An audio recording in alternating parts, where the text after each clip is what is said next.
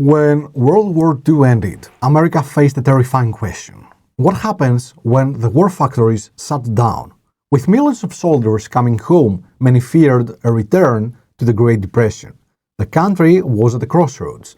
The path it chose for prosperity wasn't found in new schools or bridges. It was found in bombs. Hi everyone, I'm George Economy, PhD economist, and in this video I will analyze the policy of military Keynesianism.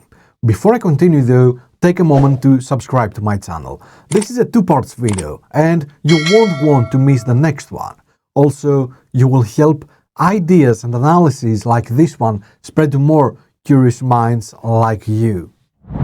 Back then, the problem facing America was simple. World War II had cured the Great Depression. Massive government spending on the military mobilized the entire economy, and by 1944, unemployment had plummeted to a record low of 1.2%. The government was the single biggest customer for American industry. Now with peace, that customer was about to leave. Two paths emerged.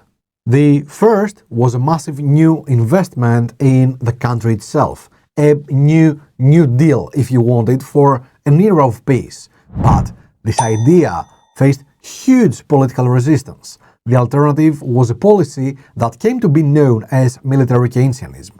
It's a complicated name for a simple, radical idea. If government spending on war fixed the economy, then the government should just keep spending on war.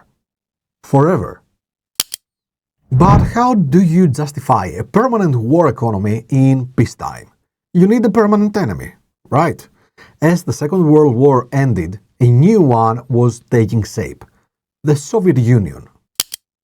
The emerging Cold War provided the perfect justification.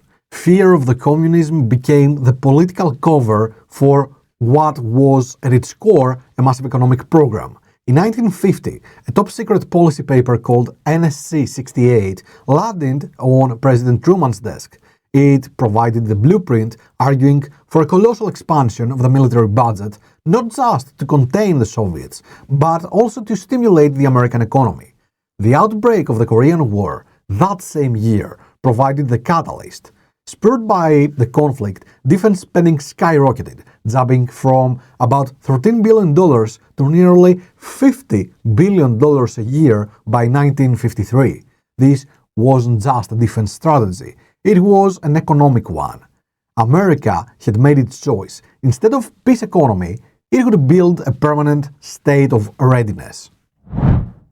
So how does spending billions on fighter jets build a middle class? It starts with a job.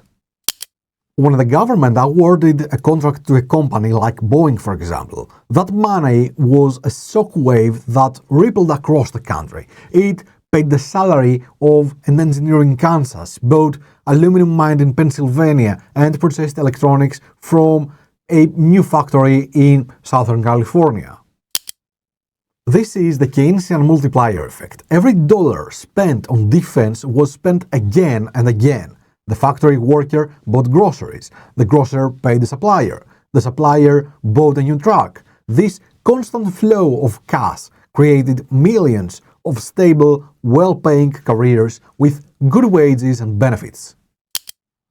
But a good job was only the half of the equation.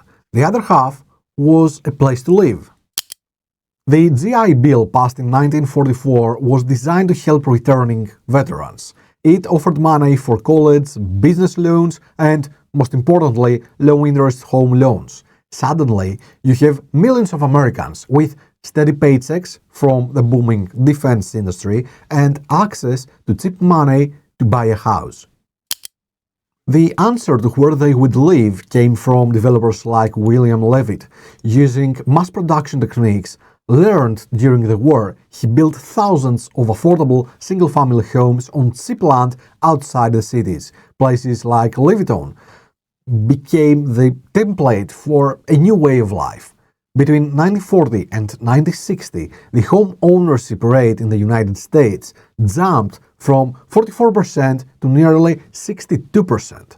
The American suburb was born fueled directly by cash flowing from the Pentagon.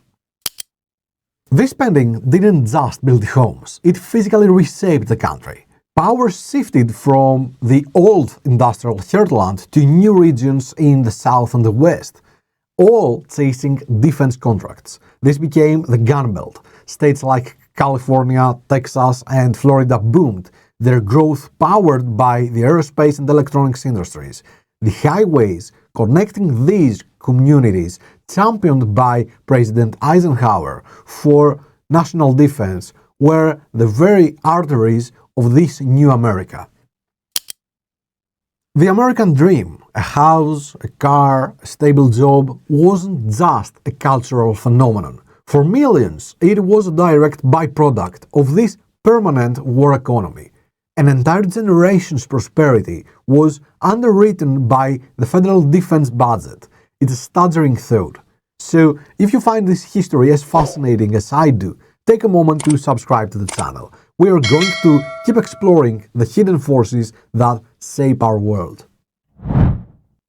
So the prosperity was real, but it came with a price tag far greater than the dollars in the defense budget. The man who oversaw this transformation was also the one who issued the most chilling warning about it. In his 1961 farewell address, President Dwight Eisenhower gave a name to the powerful force America had created. In the councils of government, he warned, we must guard against the acquisition of unwarranted influence, whether sought or unsought, by the military-industrial complex. You see, Eisenhower saw that the permanent arms industry, intertwined with the military and government, had become a new, powerful force in American life. This iron triangle of defense contractors, the Pentagon, and the politicians had a vested interest in continuous military spending. Their profits and power depended on it, creating a circle where companies lobby for more contracts, spreading their operations across the country to make themselves politically untouchable. The consequences are all around us. For decades, military spending has crowded out other priorities. Every dollar spent on a missile is a dollar not spent on education, healthcare, or infrastructure. It's the classic guns and butter trade-off. Research has even shown that spending on areas like clean energy and education creates more jobs than spending on the military. This model also creates deep economic distortions. A new hospital adds productive capacity to the economy. A new bomber does not. This leads to immense waste and what economists call opportunity cost, the lost potential of what could have been. The technologies that came from military research, like the internet and GPS, are often cited as a benefit, but this frames them as a happy accident of war, rather than something that could have been developed faster and more democratically through civilian investment. The stability that defined the American middle class for half a century was not an accident of history. It was the result of a deliberate, if short-sighted, choice. To avoid the ghost of the Great Depression, America chose to pour its treasure not into public works, but into a permanent state of military readiness. We have to be honest here. This policy worked, in a way.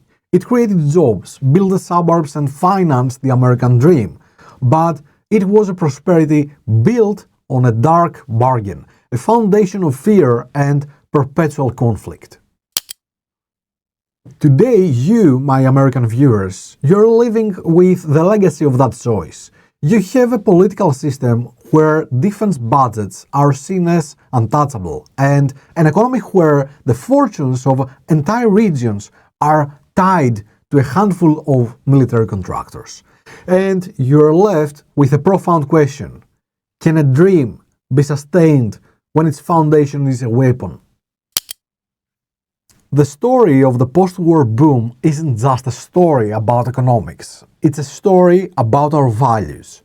It shows how a decision made under pressure decades ago can shape the very structure of our society, creating a reality so complete that we forget it was ever a choice at all. And it forces us to ask, what is the true cost of our security? And what happens when the bill finally comes due? In the very next video, I'm going to answer these questions, and we are going to explore together why military Keynesianism is a very, very bad policy for Europe and more specifically for the EU countries. So stay tuned to not miss that one. See you all in the next video. Bye bye.